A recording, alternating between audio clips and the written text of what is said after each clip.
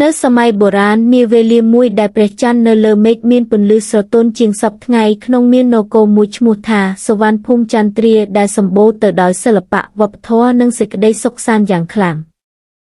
នៅកណ្ដាលនគរនោះមានរាជវាំងធំមួយដែលសង់ឡើងដោយថ្មពណ៌មាសនិងតុបតែងដោយផ្កាឈូកនិងរូបអប្សរារារាំយ៉ាងប្រណិតក្នុងរាជវាំងនោះមានព្រះនាងមួយអង្គឈ្មោះថាព្រះនាងព្រះច័ន្ទព្រះនាងមានសម្រស់ស្រស់ស្អាតដូចពន្លឺព្រះច័ន្ទពេលពេញវង្សស្បែកភ្លឺសក់ខ្មៅរលោងនិងភ្នែកដែលស្រទន់ដូចទឹកបឹងមនុស្សទាំងនគរតែងតែនិយាយថាព្រះនាងមិនមែនជាមនុស្សទេតែជាពន្លឺមកពីមេឃប៉ុន្តែចំពោះព្រះនាងជីវិតក្នុងរាជវាំងមិនមែនពោរពេញដោយសេចក្តីសុខដូចអ្វីដែលមនុស្សទាំងនោះគិតឡើយនាងរស់នៅក្រោមច្បាប់តឹងរឹងត្រូវរៀនសីលធម៌ពិធីការរាជវាំងនិងមិនអាចចេញក្រៅដោយសេរីឡើយ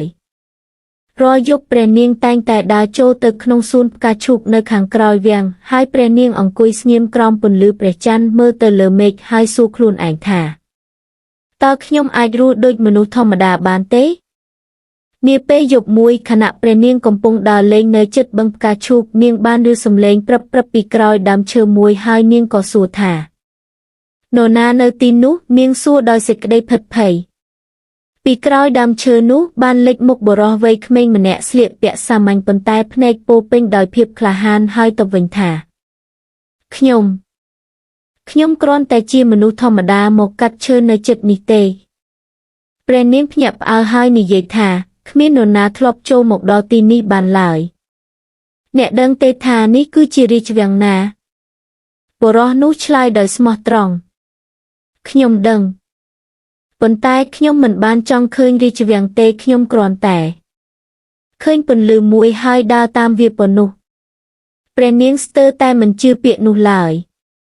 ពន្លឺបុរសនោះញញឹមតិចហើយនិយាយថាបាទពន្លឺដែលភ្លឺជាងព្រះច័ន្ទពាក្យនោះធ្វើឲ្យបេះដូងព្រះនាងកន្ត្រាក់ជាលើកដំបូងមាននរណាម្នាក់មើលនាងមិនមែនជាព្រះនាងតែជាមនុស្សធម្មតា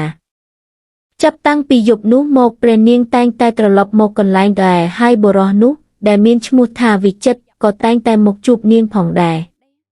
ពួកគេនិយាយគ្នាអំពីជីវិតក្រៅវាំងអំពីសេរីភាពអំពីសេចក្តីសុខតូចដែលព្រះនាងមិនធ្លាប់បានដឹងពេលវេលាបានកន្លងផុតយ៉ាងលឿនហើយអ្វីមួយដែលព្រះនាងមិនធ្លាប់មានបានកើតឡើងក្នុងបេះដូងនាងនោះគឺសេចក្តីស្រឡាញ់យប់មួយខណៈពួកគេកំពុងនិយាយគ្នាស្រាប់តែមានសំឡេងជើងទាហានយាមរាជវាំងដើរចូលមកជិតនរណានៅទីនោះព្រះនាងភ្ញាក់ស្ទើរតែបាត់ដង្ហើមវិចិត្រចាប់ដៃនាងជាលើកដំបូងហើយនោះជាពេលដែលអ្វីចាប់ផ្ដើមផ្លាស់ប្ដូរសំឡេងជើងទាហានយាមរាជវាំងកាន់តែខ្លាំងឡើងពន្លឺភ្លើងដើរតាមផ្លូវក៏បំភ្លឺមកជិតបឹងផ្កាឈូកនរណានៅទីនោះចេញមកភ្លាមបេះដូងព្រះនាងព្រះច័ន្ទញ័រយ៉ាងខ្លាំងនាងមិនធ្លាប់មានអារម្មណ៍ភ័យបែបនេះឡើយវិចិត្រចាប់ដៃនាងយ៉ាងរឹងមាំហើយនិយាយបន្ទាបសំឡេងយើងត្រូវទៅឥឡូវនេះគេនាំព្រះនាងរត់តាមផ្លូវតូចមួយក្រោយសួនដែលមានតែអ្នកធម្មតាប៉ុណ្ណោះដែលដឹងពួកគេចូលលាក់ខ្លួនក្រោមដើមឈើធំមួយខណៈដែលអ្នកយាមរត់កាត់កន្លែងដែលពួកគេឈរមុននេះត្រឹមប៉ុន្មានជំហានប៉ុណ្ណោះព្រះនាងដកដង្ហើមលឿនហើយមើលទៅវិចិត្របើពួកគេចាប់យើងបានអ្នកនឹងត្រូវគេសម្លាប់វិចិត្រញញឹមតិចទោះបីស្ថានភាពគ្រោះថ្នាក់ក៏ដោយបើសម្រាប់ព្រះនាងខ្ញុំមិនខ្លាចទេពាក្យនោះធ្វើឲ្យព្រះនាងស្ងប់ស្ងាត់បេះដូងនាងកំពុងឆេះដោយអារម្មណ៍មិនអាចពិពណ៌នាថ្ងៃបន្ទាប់ព្រះនាងត្រូវបានហៅចូលទៅជួបព្រះបិតាក្នុងព្រះរាជបល្ល័ង្កធំព្រះមហាក្សត្រមើលទៅនាងដោយភ្នែកតឹងរឹងយប់មិញអ្នកបានទៅណាព្រះនាងស្ទើរតែមិនអាចនិយាយបានកូនគ្រាន់តែទៅដើរលេងសួនប៉ុន្តែព្រះបិតាបានបញ្ចេញសំឡេងខ្លាំងកុំលាក់យើងបានឃើញគេអ្នកកំពុងជួបជាមួយបុរសធម្មតាម្នាក់មែនទេទឹកភ្នែកព្រះនាងធ្លាក់ចុះយឺតនាងមិនអាចបដិសេធបានទៀតឡើយក្រាបទូលព្រះបិតាព្រះមហាក្សត្រខឹងយ៉ាងខ្លាំងអ្នកជាព្រះនាងមិនអាចស្រឡាញ់មនុស្សធម្មតាបានឡើយ នេះជាការបំពានលើកិត្តិយសរាជវង្សបន្ទាប់ពីថ្ងៃនោះព្រះនាងត្រូវបានដាក់ឲ្យនៅក្នុងបន្ទប់ខ្ពស់មួយមិនអនុញ្ញាតឲ្យចេញក្រៅឡើយបង្អួចតែមួយបើកទៅមេឃតែមានតែព្រះច័ន្ទជាមិត្តនាងតែប៉ុណ្ណោះរាល់យប់នាងឈរមើលពន្លឺព្រះច័ន្ទហើយនឹកឃើញវិចិត្រនឹកឃើញពេលដែលពួកគេនិយាយគ្នានឹកឃើញការចាប់ដៃលើកដំបូងវិចិត្រអ្នកនៅណារីឯនៅខាងក្រៅវិចិត្រក៏កំពុងត្រូវគេតាមរកព្រះរាជបញ្ជាបានចេញថាបើបុរសណាដែលលួចចូលរាជវាំងត្រូវចាប់ខ្លួនឬសម្លាប់ភ្លាមយប់មួយព្រះនាងបានឮសំឡេងខ្សឹបពីក្រៅបង្អួចព្រះនាងភ្ញាក់ភ្លាមវិចិត្រនោះអ្នកមែនទេវិចិត្រឡើងមកដល់ក្រោមបង្អួចដោយគ្រោះថ្នាក់ដល់ជីវិតខ្ញុំមកយកព្រះនាងទៅយើងរត់ចេញពីទីនេះទៅព្រះនាងស្ងប់ស្ងាត់ភ្នែកពោពេញដោយទឹកភ្នែកវាមិនអាចទៅរួចទេបើខ្ញុំទៅអ្នកនឹងត្រូវសម្លាប់វិចិត្រសំឡេងតឹងបើនៅទីនេះព្រះនាងក៏កំពុងស្លាប់ក្នុងចិត្តដែរពាក្យនោះបុកចិត្តព្រះនាងយ៉ាងខ្លាំងព្រះនាងត្រូវធ្វើជម្រើសមួយពន្លឺព្រះច័ន្ទលើមេឃដូចជាកំពុងស្ងប់ស្ងាត់មើលការសម្រេចចិត្តរបស់នាងខ្យល់យប់បក់ស្រាលស្រាលពន្លឺព្រះច័ន្ទភ្លឺលើដំបូលរាជវាំងព្រះនាងព្រះច័ន្ទឈរនៅមុខបង្អួចចិត្តនាងកំពុងតែរវើរវាយស្ទើរតែមិនអាចដកដង្ហើមបានក្រោមបង្អួចវិចិត្រកំពុងរង់ចាំជីវិតគេពឹងផ្អែកលើការសម្រេចចិត្តរបស់នាងព្រះនាងសូមមកជាមួយខ្ញុំព្រះនាងបិទភ្នែកយឺតទឹកភ្នែកហូរកាត់ផ្ទៃមុខបន្ទាប់មកនាងបើកភ្នែកវិញនាងបានសម្រេចចិត្តវិចិត្រខ្ញុំទៅជាមួយអ្នកវិចិត្រដាក់ខ្សែឡើងទៅបង្អួចព្រះនាងដែលមិនធ្លាប់ធ្វើអ្វីបែបនេះក៏កាន់ខ្សែហើយឡើងចុះយ៉ាងប្រុងប្រយ័ត្ន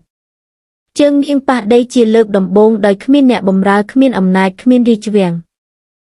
មានតែបេះដូងនិងសេចក្តីស្រឡាញ់ប៉ុណ្ណោះវិចិត្រចាប់ដៃនាងយើងត្រូវទៅឲ្យឆ្ងាយពីទីនេះពួកគេចាប់ដៃគ្នាហើយរត់កាត់សួនផ្កាឈូកកន្លែងដែលសេចក្តីស្រឡាញ់បានចាប់ផ្ដើមចាប់ពួកគេសំឡេងអ្នកយាមរាជវាំងលាន់ឡើងពីក្រោយពន្លឺភ្លើងរាប់សិបកាន់តែខិតជិតព្រះនាងភ័យខ្លាចបេះដូងរត់លឿនវិចិត្រពួកគេកំពុងមកវិចិត្រចាប់ដៃនាងរត់ចូលព្រៃកុំឈប់ខ្ញុំនៅជាមួយព្រះនាងមែកឈើជ្រុះលើស្បែកព្រះនាងដួលចុះទៅដីប៉ុន្តែគេមិនទុកនាងឡើយពួកគេរត់ដោយគ្មានការត្រឡប់ក្រោយពេលពួកគេចូលដល់ព្រៃជ្រៅភ្នំហើយនៅមុខពួកគេមានច្រាំងជ្រៅហើយក្រោយពួកគេជាយោធាពួកគេគ្មានផ្លូវរត់ទៀតឡើយព្រះនាងមើលទៅវិចិត្រភ្នែកពោពេញដោយទឹកភ្នែកវាចប់ហើយវិចិត្រចាប់មុខនាងយ៉ាងទន់ភ្លន់ទេមិនទាន់ចប់ទេគេសម្លឹងមើលមេឃព្រះច័ន្ទភ្លឺពេញវងដូចកំពុងមើលពួកគេបើមិនអាចរស់នៅជាមួយគ្នាយើងក៏មិនបែកគ្នាឡើយព្រះនាងយល់ន័យភ្លាមទឹកភ្នែកហូរចុះមិនឈប់សំឡេងយោធាខិតជិតមកដល់វិចិត្រចាប់ដៃព្រះនាងយ៉ាងរឹងមាំពន្លឺព្រះច័ន្ទកាន់តែភ្លឺដូចជាកំពុងរង់ចាំអ្វីមួយខ្យល់ត្រជាក់បក់លើជ្រោយភ្នំព្រះច័ន្ទពេញវងភ្លឺដូចមាសលើមេឃព្រះនាងព្រះច័ន្ទនិងវិចិត្រឈរជាប់គ្នាក្រោយពួកគេជាយោធាខាងមុខជាខ្យល់អវសានចាប់ពួកគេសំឡេងយោធាលាន់ឡើងជិតមកទៀតព្រះនាងបិទភ្នែកយឺតបេះដូងនាងស្ងប់ទៅវិញនាងមិនភ័យទៀតទេព្រោះនាងមានអ្វីដែលសំខាន់ជាងជីវិតនោះគឺសេចក្តីស្រឡាញ់វិចិត្រចាប់ដៃព្រះនាងយ៉ាងរឹងមាំបើជីវិតនេះមិនអនុញ្ញាតឲ្យយើងនៅជាមួយគ្នាយើងនឹងស្វែងរកគ្នានៅជីវិតបន្ទាប់ទឹកភ្នែករបស់ពួកគេហូរចុះក្រោមពន្លឺព្រះច័ន្ទប៉ុន្តែមុខរបស់ពួកគេមិនមានការសោកស្ដាយទេមានតែសេចក្តីស្រឡាញ់សុទ្ធសាធនៅពេលដែលពួកគេត្រៀមលោតស្រាប់តែពន្លឺព្រះច័ន្ទភ្លឺខ្លាំងមិនធ្លាប់មានពន្លឺនោះធ្លាក់ចុះលើព្រះនាងដូចជាកំពុងហៅនាងខ្យល់ឈប់បក់ពិភពលោកស្ងប់ស្ងាត់ព្រះនាងមានអារម្មណ៍ថារាងកាយនាងកំពុងស្រាលឡើងវិចិត្រខ្ញុំ មុនពេលនាងនិយាយចប់ពន្លឺបានលេបយកនាងបាត់ទៅនាងលេចឡើងទៅលើមេឃคล้ายជាពន្លឺមួយពន្លឺនោះគឺព្រះច័ន្ទវិចិត្រឈរនៅទីនោះតែគេនៅតែទំនេរព្រះនាងសំឡេងគេបន្លឺឡើងទៅមេឃប៉ុន្តែមិនមានចម្លើយត្រឡប់វិញឡើយនៅលើមេឃព្រះច័ន្ទភ្លឺជាងមុនដូចជាមានជីវិតវិចិត្រធ្លាក់ទឹកភ្នែកហើយដួលលើដីបេះដូងគេបែកបាក់ជាបំណែកព្រះនាងបានក្លាយជាព្រះច័ន្ទប៉ុន្តែវិចិត្រនៅសល់តែម្នាក់ឯងលើផែនដីព្រះច័ន្ទនៅលើមេឃភ្លឺស្រទន់ដូចជាកំពុងមើលអ្នកណាម្នាក់នៅក្រោមផែនដីក្រោយពេលពន្លឺធំបានលេបយកព្រះនាងទៅពិភពលោកវិញក៏ត្រឡប់មកស្ងប់ដូចដើមនៅលើជ្រោយភ្នំមានតែវិចិត្រម្នាក់ឯងគេមើលទៅលើមេឃមើលទៅព្រះច័ន្ទដែលភ្លឺជាងមុនបេះដូងគេចាប់ផ្ដើមឈឺដូចជាត្រូវបំបែកជាពាន់ចំណិតព្រះនាងអ្នកនៅទីនោះមែនទេខ្យល់បក់ស្រាលដូចជាកំពុងឆ្លើយតបចាប់តាំងពីយប់នោះមកព្រះច័ន្ទនៅលើមេឃភ្លឺខុសពីមុនវាមិនត្រឹមតែបំភ្លឺផ្លូវទេវាដូចជាកំពុងមើលថែមនុស្សម្នាក់នៅក្រោមផែនដីវិចិត្រមិនបានរត់គេចទៀតទេគេត្រឡប់ទៅរស់នៅជាមនុស្សធម្មតាប៉ុន្តែរាល់យប់គេតែងតែទៅកន្លែងដដែលកន្លែងដែលគេបានជួបព្រះនាងជាលើកដំបូងថ្ងៃណាមួយខ្ញុំនឹងជួបអ្នកម្ដងទៀតច្រើនឆ្នាំបានកន្លងផុតវិចិត្រចាស់ឡើងសក់ប្រែពណ៌រាងកាយក៏ខ្សោយទៅតាមពេលវេលាប៉ុន្តែមានអ្វីមួយមិនដែលផ្លាស់ប្ដូរនោះគឺសេចក្តីស្រឡាញ់របស់គេចំពោះព្រះនាងរាល់យប់គេនៅតែអង្គុយមើលព្រះច័ន្ទ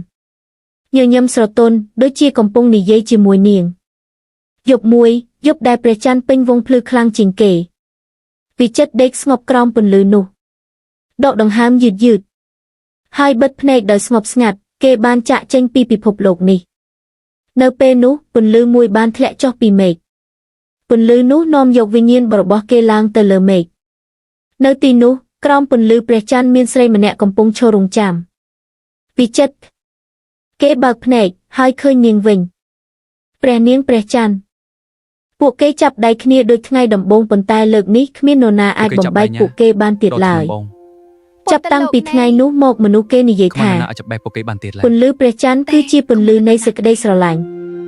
ហើយនៅលើមេឃមានគូស្នេហ៍មួយគូកំពុងរស់នៅជាមួយគ្នាអមតៈអត្ថន័យនៃរឿងសេចក្តីស្រឡាញ់ពិតមិនស្លាប់តាមពេលវេលាការបែកគ្នាមិនមែនជាចុងបញ្ចប់ទេជោគវាសនាអាចនាំមនុស្សពីរនាក់ត្រឡប់មកជួបគ្នាវិញ